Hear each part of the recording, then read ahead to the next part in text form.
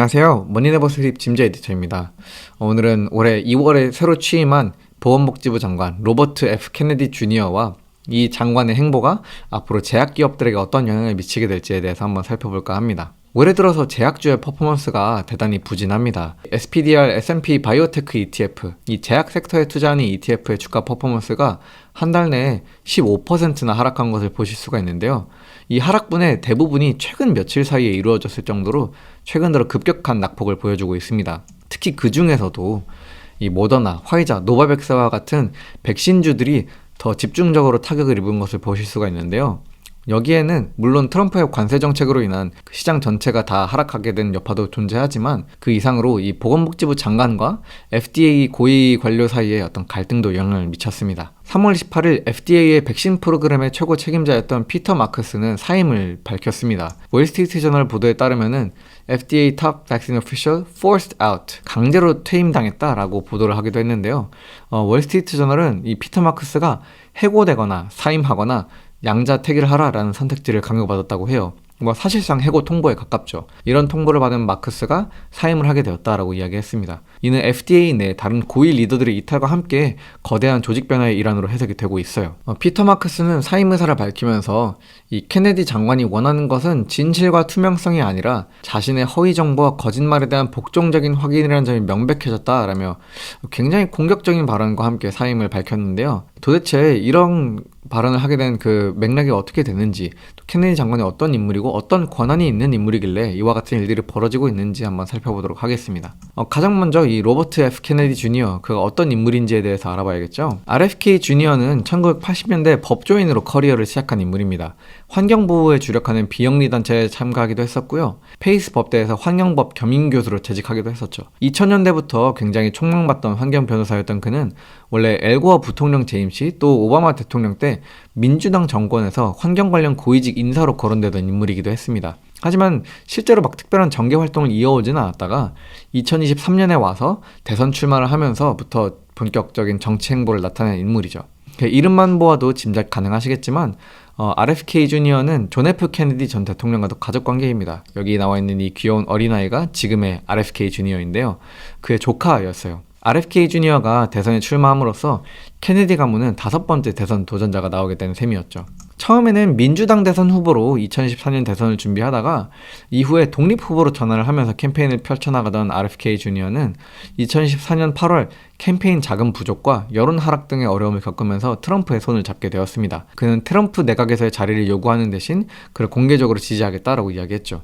결과적으로 그의 선택은 결실을 맺었습니다. 트럼프는 대통령으로 당선이 되었고 이 케네디 장관은 보건복지부 장관으로 임명이 되었죠. 올해 2월에 말이에요. 케네디 장관은 이 Make America Healthy Again, 마가에서 글자 하나만 딱 바꿨죠. 마하라는 슬로건을 내걸고 정치 활동을 이어가고 있습니다. 건강한 식이요법과 운동을 중심으로 건강을 개선해 나가야 한다라는 주장을 하고 있는데요.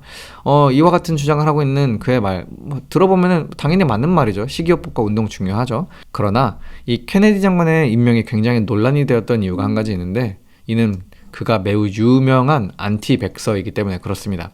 백신 음모론자라는 것이죠. 케네디 장관은 과거에 안전하면서 동시에 효과적인 백신은 존재하지 않는다라고 말을 했을 정도로 백신에 대해 회의적인 입장을 가지고 있는 인물입니다. 이런 그가 보건복지부 장관에 임명이 된 것인데요. 케네디 장관, 이런 안티백서가 보건복지부 장관이 되면 그럼 어떤 식의 영향력들이 나타날 수 있는 것일까요? 보건복지부 장관이 가지고 있는 권한에 대해서 한번 3가지 유형으로 나눠서 알아보도록 하겠습니다. 우선 보건복지부는 미국 연방정부에서 가장 큰 비용을 담당하고 있는 부처입니다. 워낙에 이 미국이 천조국이라는 별명으로 유명하다 보니 국방비 지출이 가장 크지 않을까라고 잘못 알고 계신 분들도 종종 계신 것 같은데요. 그렇지 않고 보건복지부가 미국 정부에서는 가장 큰 비용을 차지하고 있습니다. 최근 들어서 미국이 이 정부 지출을 줄이려고 하는 그런 기조가 강하잖아요. 그러다 보니 이 보건복지부 예산 또한 많이 줄이려고 하고 있는 모습을 보여주고 있죠. 보건복지부는 그 하위에 여러 기관을 두고 있습니다. 우리가 잘 아는 기관으로는 NIH나 FDA나 CDC 같은 기관들이 있어요. 이 기관들에 대해 보건복지부 장관은 직접적인 관리 권한을 가지고 이들에게 영향을 끼칠 수 있습니다. 이것을 한 3가지 분야 정도로 나누어서 생각해 볼 수 있을 것 같아요. 먼저는 의료 연구 분야가 있습니다. 미국 보건복지부는 특히 NIH를 중심으로 여러 가지 공공 연구 프로젝트를 진행을 합니다. 그리고 이 연구 성과를 민간과도 공유를 해서 그 연구를 민간 기업이 이어나갈 수 있게 하죠. 대표적으로 이제 2013년에 최초 승인되면서 이제는 시장에서 그럭저럭 찾아볼 수 있게 된 이 RSV 백신 역시 처음에는 NIH의 연구에서 시작이 되었습니다. 무려 1980년대부터 NIH는 이 RSV 백신을 연구하기 시작을 했고, 이것이 어느 정도의 성과를 나타내자 이게 되는구나, 이 RSV 백신이라는 게 먹히는구나 라는 걸 확인한 민간 기업들 역시 여기에 진출을 하면서 최종적으로 시장에까지 이 RSV 백신이 출시되게 된 것이죠. 그러면은 이 공공기관은 이런 연구를 도대체 왜 하느냐? 그야 민간 기업들 입장에서는 불확실한 연구에 큰 돈을 태울 수 없기 때문에 그렇습니다. 이것이 완성만 된다면, 이게 효과성 있는 어떤 치료제나 백신이 출시만 된다면은 공공보건에 대단히 큰 유익이 될 것 같은데, 이게 정말로 될지 안 될지 잘 모르겠는 그런 연구를 민간 기업 입장에서는 너무 큰 위험 부담을 가지고 뛰어들 수가 없잖아요. 그런데 상대적으로 보건복지부는 더 공익성을 지닌 어떤 기관이다 보니 그런 연구에 있어서 더 돈을 태울 수가 있고 어느 정도의 위험 부담을 감수할 수 있는 그런 위치에 있기 때문에 이와 같은 프로젝트를 진행을 하는 것입니다. 그런데 케네디 장관의 부임 이후 이와 같은 공공 연구 프로젝트에 예산이 굉장히 줄어들고 있는 모습이 나타나고 있어요. 이곳에서의 예산이 줄어들게 되면은 민간 기업 같은 경우에는 당연히 이런 연구를 진행하지 않을 테니 연구 활동 전반이 다소 부진해지는 그런 결과가 나타날 수 있게 되는 것이죠. 실제로 바이든 행정부에서 실시했던 이 코로나 백신과 관련한 새로운 연구 프로젝트가 트럼프 내각이 들어서고 난 이후로부터 취소된 그런 사례가 발견이 되기도 했습니다. 또 이외에도 실제로 연구를 축소한 것 말고도 또 케네디 장관이 이런 연구 활동에 미칠 수 있는 영향력은 한 가지가 더 있는데요. 그것은 바로 자신과 비슷한 생각을 가진 인물을 연구의 책임자로 임명하는 것입니다. 워싱턴 포스트의 보도인데요. Vaccine skeptic hired to head Federal Study of Immunization and Autism. 이 백신이 자폐증을 유발하는 것 아니냐라는 연구에 대해서 백신의 회의적인 인물이 최고 연구 책임자로 임명이 된 것입니다. 이처럼 이 자신과 같은 안티백서 혹은 백신에 대해서 다소 비판적인 입장을 견지한 인물을 이런 연구의 책임자로 임명을 함으로써 영향력을 행사하는 것이죠. 두 번째로 케네디 장관이 영향력을 행사할 수 있는 부분은 바로 의료 규제와 관련한 부분입니다. 이것은 FDA와 직접적으로 연관된 부분이에요. 모든 신약이나 백신은 실제로 시장에 출시되기 위해서는 FDA로부터 승인을 받아야 됩니다. FDA는 모든 이런 신약 개발 과정을 주관하고 있고 실제로 시중에 풀린 백신이나 약품에 대해서도 안전성을 관리하는 역할을 담당하고 있죠. 그런데 최근 들어서 이런 FDA의 업무 절차가 다소 지연되고 있다는 소식이 전해지고 있습니다. Meeting of US FDA Vaccine Advisors cancelled. 회의가 취소된다던가 백신의 승인 절차가 더 복잡해진다던가 이런 것들이 확인이 되고 있는 것이죠. 당연하지만 이런 회의가 하나가 취소되었을 때 민간 기업에서야 회의가 취소되면은 이틀 뒤에 다시 잡을까요? 이런 식으로 금방금방 일정이 결정이 되지만 이 미국 FDA 같은 정도 되는 정부 기관은 회의 하나 잡는 것만 해도 사실 굉장히 오랜 시간이 걸리잖아요. 그러다 보니까 이와 같이 백신의 출시 속도가 지연되는 것이 결코 무시할 만한 수준이 아니라는 겁니다. 새로운 백신이 시장에 도입되고 새로운 약품이 시장에 도입되는 과정 자체가 훨씬 더 어려워지는 것이죠. 보건 전문가들이 그나마 다행이라고 꼽는 지점 중 하나는 이미 시중에서 잘 유통되고 사용되고 있는 백신의 회수는 어렵다는 점입니다. 이런 백신을 회수하기 위해서는 이 백신이 공공보건에 있어서 굉장히 악영향을 끼치고 있다라는 입증된 실증된 연구 결과가 존재해야 하는데요. 그런 연구 결과는 쉽게 말해 존재하지 않으니까요. 마지막으로 케네디 장관은 의료 가이드라인에 대한 권한 또한 가지고 있습니다. CDC는 어떠한 백신이 새로 출시가 되면은 이 백신을 누구에게 맞춰야 되지? 어디까지 이 대상을 적용할 수 있지? 보험 적용은 어떻게 해야 되지? 이런 것들에 대한 의료 가이드라인, 실제적인 지침을 제시하게 됩니다. 대표적으로 코로나 백신이 처음 나왔을 때에도 이게 처음에는 이거 어린애들에게는 맞추지 말자, 혹은 어린이들에게 맞춘다면은 절반만 맞추자, 우선 급한 노인들에게만 맞추자, 이런 것들에 대한 기준을 제시하는 기관이 바로 CDC인데요. CDC가 이와 같은 의료 가이드라인을 제시하게 되면은 이를 각 주정부나 지방정부가 검토하여서 이걸 주법으로 도입을 하게 됩니다. 미국은 연방 단위에서는 따로 백신에 대한 의무 조항이 없고요. 이런 주 단위로 의무 조항이 존재하게 되는데 이를 각 주별로 접종에 대한 의무화를 하게 되면은 이것이 보험 적용 여부에도 영향을 끼치는 식으로 연계가 되는 것이죠. 보험기업들은 주정부에서 이걸 의무 접종해야 되는 사항입니다 라고 하면은 자신들의 보험 항목에 포함을 시키게 되는 겁니다. 그런데 이런 부분에 있어서 최근 CDC의 가이드라인이 다소 변화되는 기류가 나타나기 시작했어요. 올해 들어 미국에서는 홍역이 굉장히 유행을 하고 있습니다. 이 홍역은 대단히 전염성이 높은 질병인데요. 실제로 너무 많은 환자들이 발생을 하면서 사망자까지도 나오고 있는 그런 형국이죠. 트럼프 행정부가 출범하기 이전 올해 1월 17일자로 작성된 CDC의 공시 내용입니다. The best way to protect against measles is getting MMR vaccine.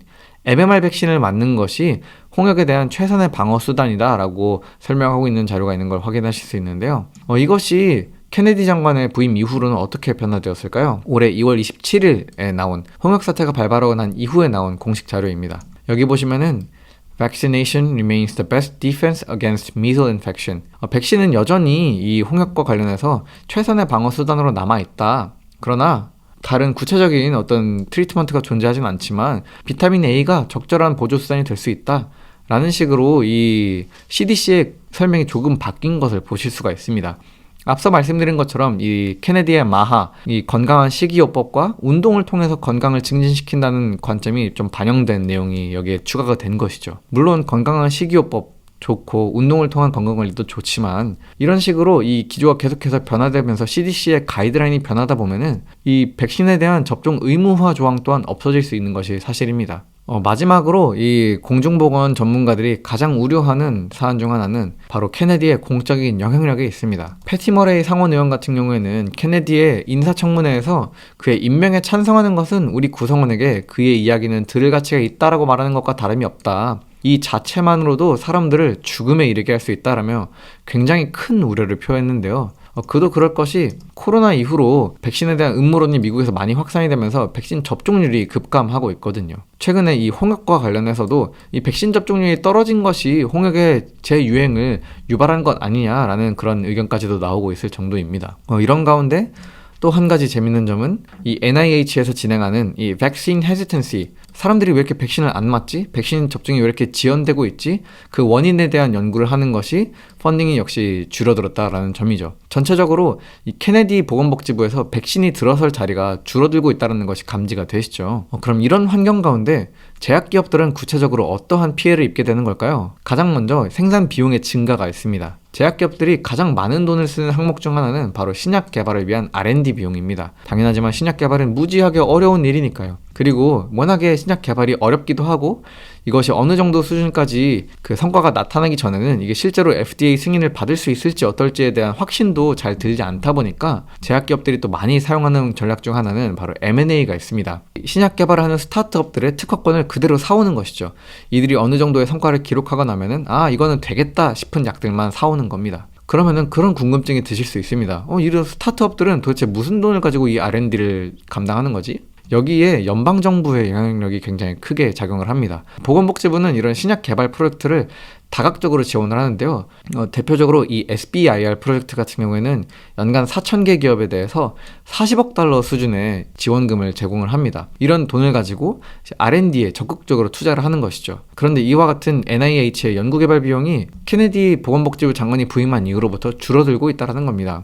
그러면은 스타트업들이 이런 R&D 비용을 지원받지 못해서 연구개발에 있어서 지연이 생기게 되면은 당연히 대형 제약사들 역시 연구개발에 있어서 똑같이 난관을 겪게 되는 것은 마찬가지다라는 것이죠. 두 번째로는 이 판매 감소 위험이 있습니다. 작년에 노보노디스크와 일라이릴리가 이 비만 치료제가 보험 커버리지에 들어올 수 있다라는 기사가 나오자 이들의 주가가 급등하는 그런 모습을 보여줬던 때가 있었는데요.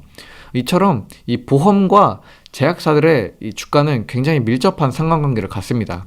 왜냐면은 보험이 그들의 약품을 커버하느냐 아니냐는 그들의 매출과도 매우 밀접한 연관성을 가지기 때문이죠. 직관적으로도 너무 당연하게 알 수 있는 부분이고요. 여러 가지 논문을 통해서도 이 보험과 제약사의 연관관계는 굉장히 여러 차례 실증된 바 있습니다. 앞서 CDC의 가이드라인이 변화되는 추세를 보이고 있다는 것 말씀드렸습니다. CDC가 예방을 위해서 백신을 맞고 아프면 약을 먹으라 라는 가이드라인을 제시하면은 이것이 주 정부의 법에 의해서도 의무화가 된다던가 그런 여러 가지 조항들이 생기게 되고 이에 의거해서 보험 기업들 역시 그럼 이 백신을 우리 보험의 범위 안에 커버리지 안에 넣겠다 라는 결정을 내리게 됩니다. 당연하지만 이 보험 처리가 되는 약품은 훨씬 더 수요가 높아지기 마련이에요. 그런데 만약 CDC에서 건강한 식단과 운동이 최고의 치료다. 백신도 보조적인 수단으로 접종할 수 있다. 라는 식으로 변경된다면 어떨까요? 백신이 선택적 치료로 바뀌게 되면은 보험사들은 이걸 그냥 비보험으로 전환해 버릴 겁니다. 백신을 굳이 자기네들의 보험료를 주어가면서 맞출 필요가 없으니까요. 그리고 백신이 비보험으로 전환이 되게 되면은 제약사들 입장에서는 백신 수요가 급감하는 현상으로 이어지게 될 겁니다. 매출에 있어서 타격을 입게 되는 것이죠. 네, 오늘은 이렇게 케네디 장관의 여러 가지 권한과 그의 백신에 대한 여러 입장들, 그리고 그것이 실질적으로 제약 기업들에게 미칠 수 있는 영향에 대해서도 한번 살펴보았는데요. 앞으로 케네디 장관이 이 보건복지 정책에 있어서 어떤 새로운 정책들을 들고 나올지, 그리고 그것이 제약 산업에는 또 어떤 영향을 미치게 될지 하나씩 살펴보시는 게 좋을 것 같습니다. 머니네버슬립 뉴스레터와 네이버 프리미엄 콘텐츠 지금 바로 구독해보세요.